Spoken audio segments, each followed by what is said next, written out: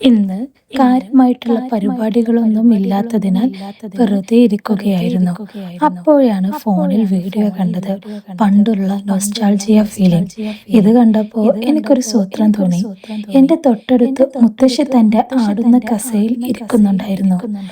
മുത്തശ്ശിയുടെ കുട്ടിക്കാല കഥകൾ ചോദിച്ചു. 80 വർഷങ്ങൾ മുമ്പ് കുന്നുകളും പച്ചപ്പ് നിറഞ്ഞ വനങ്ങളും കൊണ്ട് ചുറ്റപ്പെട്ട ഒരു ചെറിയ ഗ്രാമത്തിലാണ് മുത്തശ്ശി ജനിച്ചത്.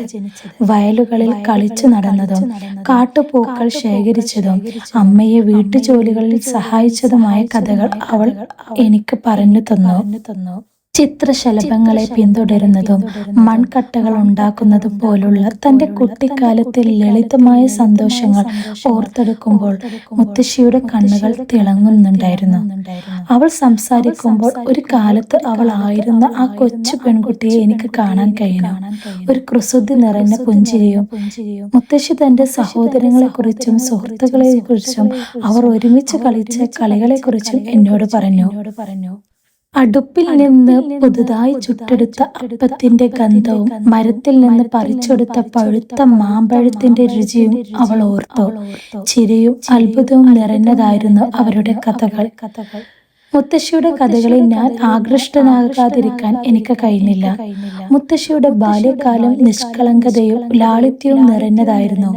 കുടുംബത്തെ പോറ്റാൻ കഠിനാധ്വാനം ചെയ്ത മാതാപിതാക്കളെ കുറിച്ചും അവർ തന്നിൽ പകർന്നു നൽകിയ മൂല്യങ്ങളെ കുറിച്ചും അവൾ സംസാരിച്ചു. അമ്മ പറഞ്ഞ കഥകൾ അവരുടെ പൂർവികരെ കുറിച്ചും അവരുടെ ഗ്രാമത്തിന്റെ ചരിത്രത്തെക്കുറിച്ചും മുത്തശ്ശി ഓർത്തു. അവർക്കുണ്ടായിരുന്ന ഉത്സവങ്ങളും ആഘോഷങ്ങളും അവർ തയ്യാറാക്കിയ പരമ്പരാഗത ഭക്ഷണങ്ങളും ഓർമ്മിക്കുമ്പോൾ അവളുടെ മുഖത്തുള്ള സന്തോഷം കാണാൻ സാധിച്ചു. സ്നേഹം, ചിരിയും ലാളിത്യവും നിറഞ്ഞ അനുഭവങ്ങളുടെ ഒരു നിധിയായിരുന്നു അവളുടെ ബാല്യകാല ഓർമ്മകൾ. കാലം കടന്നു പോയിട്ടും അവളുടെ ബാല്യത്തിന്റെ ഓർമ്മകൾ മാറ്റമില്ലാതെ തുടരുന്നു എന്ന് ഞാൻ മനസ്സിലാക്കി. എന്റെ മുത്തശ്ശിയുടെ ബാല്യകാല ഓർമ്മകൾ ജീവിതത്തെ ഏറ്റവും വലിയ സന്തോഷങ്ങൾ പലപ്പോഴും ഏറ്റവും ലളിതമാണെന്ന് ഓർമ്മിപ്പിക്കുന്നു. പ്രകൃതിയുടെ സൗന്ദര്യത്തെയും കുടുംബത്തിന്റെ പ്രാധാന്യത്തെയും ഓർമ്മകളെ വിലമതിക്കുന്നതിന്റെ മൂല്യത്തിന്റെയും വിലമതിക്കാൻ അവരുടെ കഥകൾ എന്നെ പഠിപ്പിച്ചു.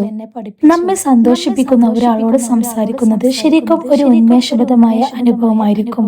അതൊരു സുഹൃത്തായാലും കുടുംബ അംഗമായാലും പ്രിയപ്പെട്ട ആളായാലും നമ്മുടെ വാക്കുകൾ കേൾക്കുകയും പിന്തുണയ്ക്കുകയും നമ്മുടെ സന്തോഷങ്ങളിൽ പങ്കുചേരുകയും ചെയ്യുന്ന ഒരാൾ ഉണ്ടായിരിക്കുന്നത് അതിയായ സന്തോഷവും സംതൃപ്തിയും നൽകും.